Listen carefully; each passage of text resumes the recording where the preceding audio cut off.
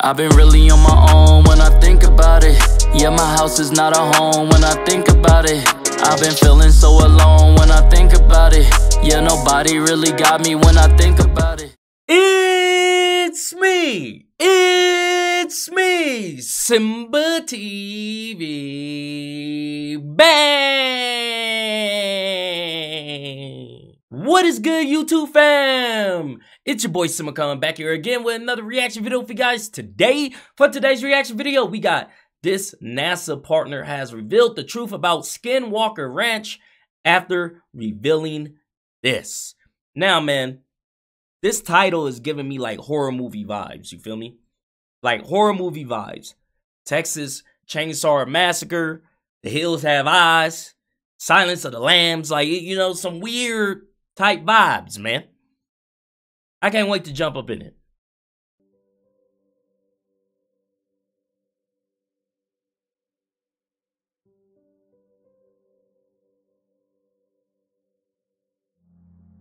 Robert Bigelow, a businessman and a UFO enthusiast, purchased a ranch in 1996 at $200,000, where he established the National Institute for Discovery Science and installed substantial surveillance. At the time, he may not have realized what he was getting himself into, but this would be the start of an ongoing investigation, one in which has opened his eyes to some of the more mysterious things living on our planet. This ranch is known as Skinwalker Ranch, and researchers and investigators who have conducted tests on the ranch have said there's something going on there, with various people coming forward with their impossible to explain encounters that in their opinion points to the fact that there's something otherworldly going on in and around this ranch. Bigelow and his team of researchers ultimately experienced more than 100 incidents on this property, but could not amass evidence that would be credible for scientific publication, something that other researchers who investigated the ranch also struggled with. Bigelow later... You see, man, it's always crazy to me. That's why I'm so, like, I wouldn't say scared, but, like, I'm kind of standoffish about, like, buying property and stuff like that that was, like, previously owned or there. Because, like, you don't know the history, the backstory. Like, you truly don't know. You don't know who lived there, who was doing what. You know, you hear all these stories about demonic things, paranormal things, you know, aliens and this and that. When people buy things, and it stops me, man. It stops me. Like, it really does. Like, even with apartments and renting and stuff like that, like, I gotta ask people, like, yo, who lived here beforehand? Like, was they weird? Was they into some, like, freaky stuff? Did y'all get any complaints? Like, what really was going on? You feel me? Because I'd be damned. I'd be damned if I moved into something like that and I seen some goddamn monster thing just crawling around. Oh, no. No. Sold the ranch in 2016 for $4.5 million. When Bigelow has been interviewed about the ranch, he's gone on to detail that there's definitely a presence there, and seeing a mysterious portal and unidentified flying objects isn't uncommon. In fact, when he was interviewed back in 2017, he was asked whether he believes in aliens, in which he responded, "I'm absolutely convinced." He was then asked, "Do you believe that UFOs have come to Earth?" He responded with the following: "There has been and is an existing presence, an ET presence, and I spent millions and millions of dollars. I probably spent more as an individual than anybody else in the United States has ever spent on this subject. I've had a close encounter with a UFO. It really sped up and came right to their face, and filled up the entire windshield of the car, and it then took off at a right angle and shot off into the distance." End quote. When asked where we can find alien life, he said that it's right under our noses. Interestingly, it's not just Bigelow that said it's tough to present evidence of the strange happenings on the ranch. Others who have been there have said there always seems to be something wrong when one of these events happens. One researcher posted the following statement: "During the early 2000s, I was sent in as part of a team to investigate Skinwalker Ranch. When our team was carrying out tests on the ranch, we encountered mysterious lights, along with various other things. Early on in the investigation, we noticed these blue UFOs flying around the sky that were able to suddenly stop and then fly away at extreme speeds. However, when the team tried to take photographs and videos, we noticed that the equipment would stop working. Fast forward a week and once again we observed strange lights in the sky. However, same as before, when we went to take some photographs, the battery on our cameras suddenly drained. We then had cameras around the property and had them running 24/7. Fast forward 2 weeks and again more mysterious lights could be seen in the sky. Once we checked the footage that had been recording the ranch, we discovered that the videos had cut out a matter of seconds before the crafts arrived. That's so crazy. We found that this was something that kept happening. There was always something that would stop us from getting evidence. I now understand what people mean when they say that the ranch feels alive. It always felt like we were being played with. End quote. According to NIDS investigators, the private scientific research team deployed at the Skinwalker Ranch during its 20-year investigation for Bigelow Airspace and the United States government's Department of Defense. The Skinwalker, a creature that was seen in and around the ranch, could very well be an interdimensional creature that hops between universes and uses hidden portals found within the mountains, forests and national parks of our country as entry and exit points into our world. In the documentary The Hunt for the Skinwalker Ranch, NIDS researchers claim that while positioned on a ridge overlooking a basin, the team began to notice what they described as hovering balls of white light, and these were through night vision goggles pointed towards one of the middle homesteads on the property. As it hovered around 4 feet off the ground, the witness claimed that the white ball of light began to open up into an estimated 3-foot wide circular portal. However, on the night vision goggles, a device that can detect and measure near-infrared and ultraviolet radiation, the portal appeared to be more like a 3-dimensional tunnel hovering above the ground. The researchers then described that an 8-foot tall, completely black humanoid creature slowly began to crawl out of the 3-dimensional tunnel. 8 foot tall? Bro, you dealing with Yao Ming? Like, what?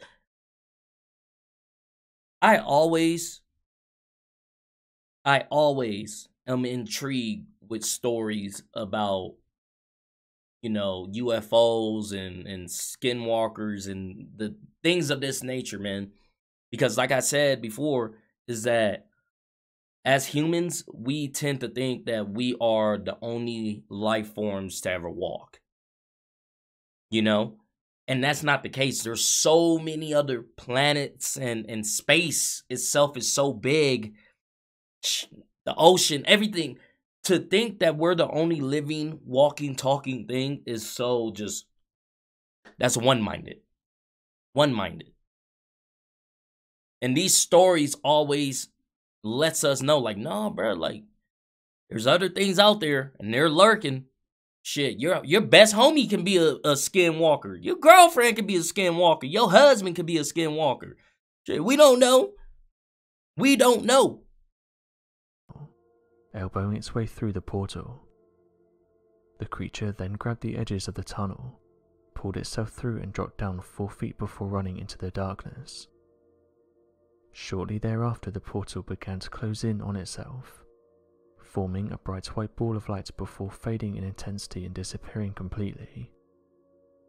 Taking into account this strange sighting and encounter witnessed by the NIDS investigators, could this mean that the Skinwalker creature is in fact an interdimensional species that continues to invade our world via the use of self-creating wormholes? If wormholes could in fact be created by the creatures, Einstein had once theorized that due to the nature of the universe as a fabric of space and time, a wormhole could theoretically do more than just connect 2 points of space in a universe, and could also connect 2 points in time. According to the NIDS reports, there appears to be a substantial amount of evidence for strange connections between the distant past and present across the Skinwalker Ranch. Families who also lived on the ranch before it was purchased would detail seeing strange-looking creatures, along with things like bright, unidentified flying objects. Could this mean that the Skinwalker, once thought to only inhabit the Americas, made its way to the rest of the world? In an effort to tie this creature with even more modern sightings, stories of the Dogman Beast, a creature that is commonly seen as a derivative of the werewolf legends of the recent past, seems to contain direct links to that of the Skinwalker.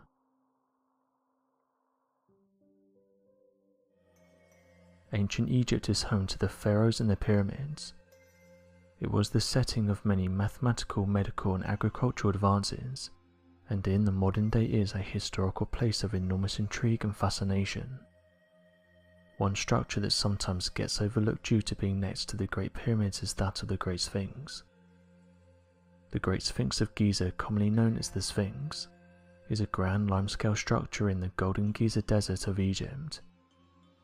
The statue is of a reclining sphinx, a mythical creature that combines the head of a human with the body of a lion.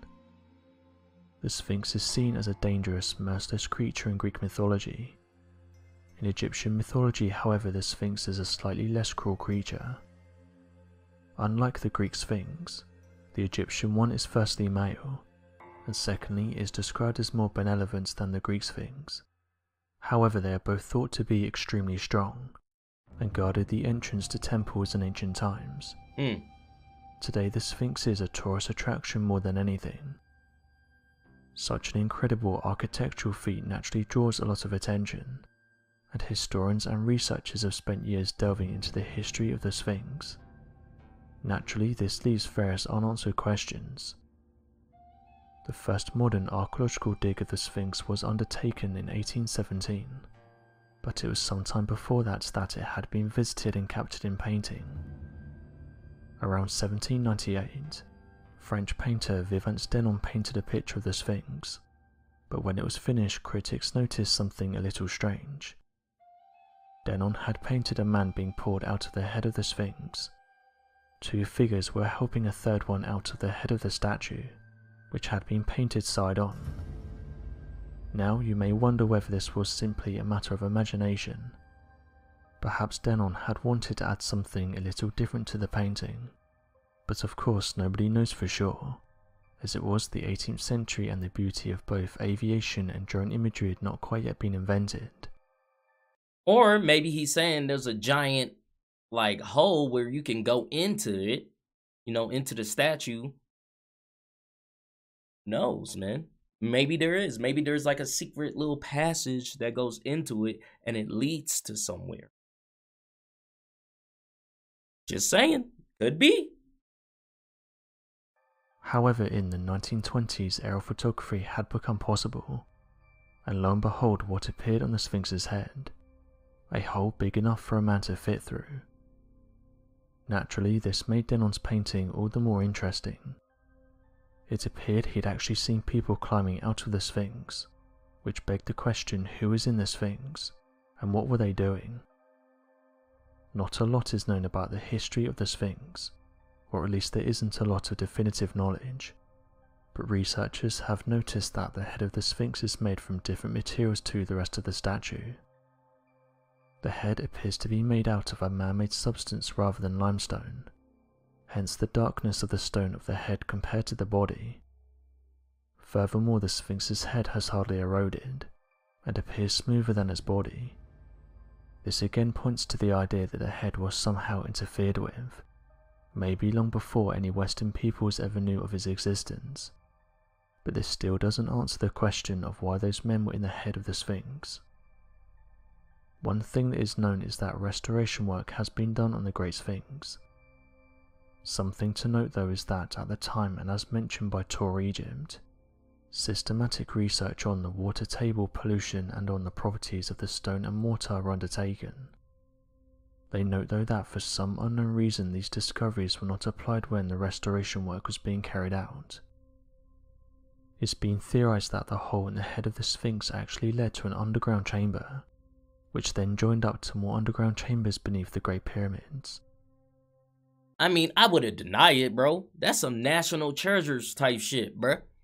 You know, I mean, if they can build all of this, you feel me, all these pyramids and giant statues and stuff like that, who's to say that there's not a chamber down there? I mean, from what I understand, there's, you know, tombs and stuff and pyramids where you can go down and is, you know, a big open space and it has different doors and levels and stuff like that. Who's to say they didn't do the same thing with this? Who's to say? You know, I mean, it's not far-fetched. It would make sense that they would. We'll never know, I guess. Unless somebody opens that mug up, it goes inside. I don't think they can do that, though. But, just saying, there's one way to find out. This secret city, as it was dubbed by the mainstream media, was allegedly found in March of 1935. Newspapers even covered the topic, and it was speculated that this discovery would have gone down in history as being one of the greatest. However, not one Egyptologist or researcher commented on the findings. It was almost as if every researcher forgot about these initial discoveries. There was complete silence from those studying and working alongside these structures.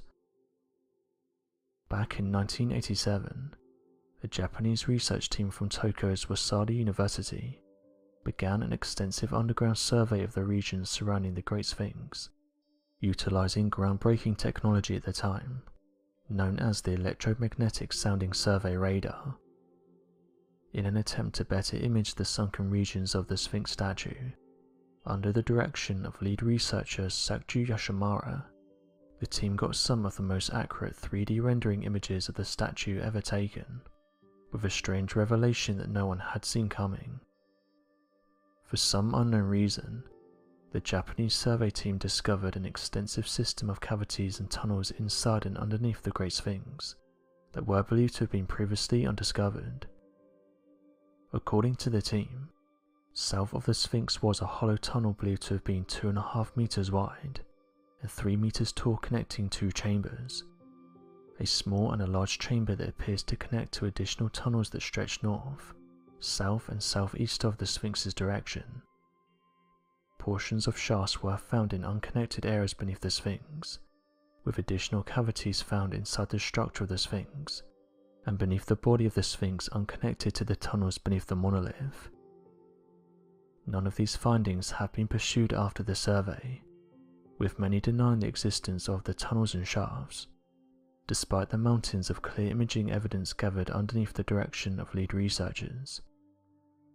The frustrating thing about this is that there's no conclusion to the mysterious hole seen in the Sphinx's head. We know it was there as we have photographs and paintings, but as of right now only theories can be put forward for why it was sealed up. The ancient Egyptians have filled history with spectacular cultural offerings, from the pharaohs to the pyramids to the Great Sphinx itself. When we as a race discover something that's old, it's only natural to begin to wonder whether there is a little more to these incredible pieces of history than the accepted truths. Who knows what really lurks in the mysterious ancient catacombs beneath the Sphinx? Perhaps one day we might find out. Until that time though, we can only put forward our theories as to why these chambers have been kept a secret from the public. So what do you make of these ancient Egyptian discoveries? Why do you think the hole in the Sphinx's head was sealed up? What do you think is inside there? Hide something, man. Also, Obviously. what do you make of the ancient chambers said to be lying beneath the Sphinx and pyramids? And why do you think they're keeping us in the dark about these discoveries? Be sure to leave your questions and answers in the comment section below. I mean, that's the only reason why you will cover something up, is to hide something. Something that you don't want people to get in and see, you know? And like I said, there's only one way to go and find out. Open that mug up, man. But if you guys like this video, go ahead and hit that thumbs up button for me. Thank you guys for commenting, sharing, and subscribing. And I'll see you guys next time. Peace.